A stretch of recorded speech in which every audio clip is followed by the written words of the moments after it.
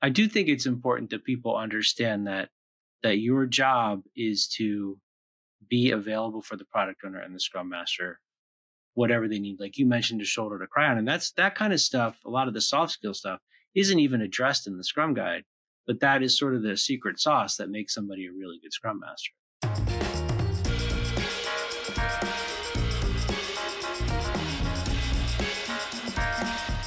Hey, this is Dave Pryor. Welcome to Leading Agile Sound Notes. Vic is here. Vic, say hi to everyone.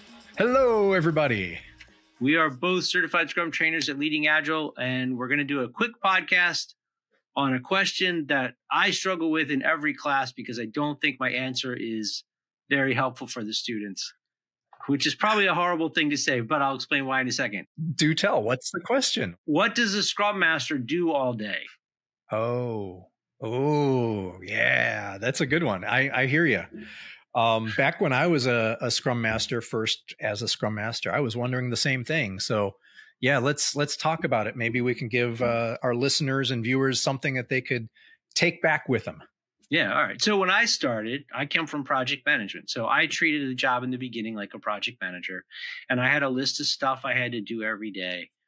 But the more I started to take on the identity of a Scrum Master and think about my role in being a servant leader to the team and the fact that I was only successful through their success, a lot of that shifted and my list kind of went by the wayside. So that I show up, I go to the daily Scrum, and the rest of my time is kind of driven by what the team's needs are from day to day. So I don't have a checklist of stuff I do all day long. And I'm curious if you do. I don't necessarily have a checklist that I use. I have kind of a checklist that I put together. And as you're talking, I'm trying also to look at some references. There were a couple of articles that came out probably both around the same time, like 2011.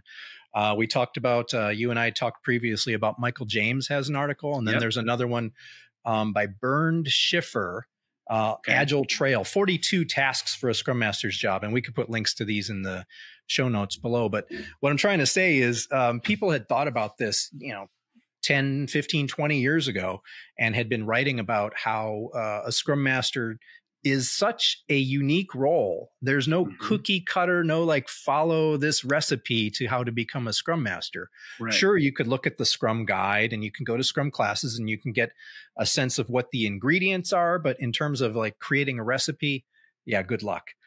Yeah. MJ's list is really helpful if you're getting started. So you can go to ScrumMasterChecklist.org and you can see a list of activities, and they're not all Agile. But there's things you can do to help your PO, help your team, help them improve their development practices, help the organization. And that is a really good resource for somebody who's getting started in this role.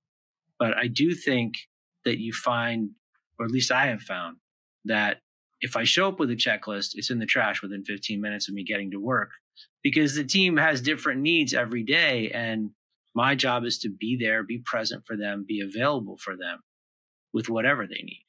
Right. Exactly. Yeah. And both the lists I'm thinking of too, those two that we referred to, they have groups of tasks, like tasks around, as you said, working with the product owner, maybe other tasks around facilitating meetings, like before the meeting, during, after the meeting. What do you do? Things around how to be a shoulder to cry on, for lack of a better word, how to work interpersonal communications, things like that. So really valuable stuff. Like you, I do not have a day-to-day list of what to do. When I'm a Scrum Master, though, I like what you said. You show up, you go to the daily Scrum, and then you're just there for the team for the types of things that they might need throughout the day. And that changes all the time. I'd also like to kind of reframe it a bit. What do we need as a Scrum Master? What do I need to pay attention to today? What do I need to pay attention to for the rest of the sprint? And maybe what do I need to pay attention to longer term? So if you can start to kind of put your tasks into kind of these buckets related to like, what's the urgency or the criticality of it, that might be another way to think about it too. Yeah, maybe like buckets of concern. There you go. Okay, things you would want to keep an eye out for. Yeah, because these lists do a good job about putting it in terms of like buckets of like who you're working with, stakeholders, whether it's a product owner or some team member or something like that. I do think it's important that people understand that your job is to be available for the product owner and the scrum master, whatever they need. Like you mentioned, a shoulder to cry on. And that's that kind of stuff. A lot of the soft skill stuff isn't even addressed in the Scrum Guide, but that is sort of the secret sauce that makes somebody a really good Scrum Master.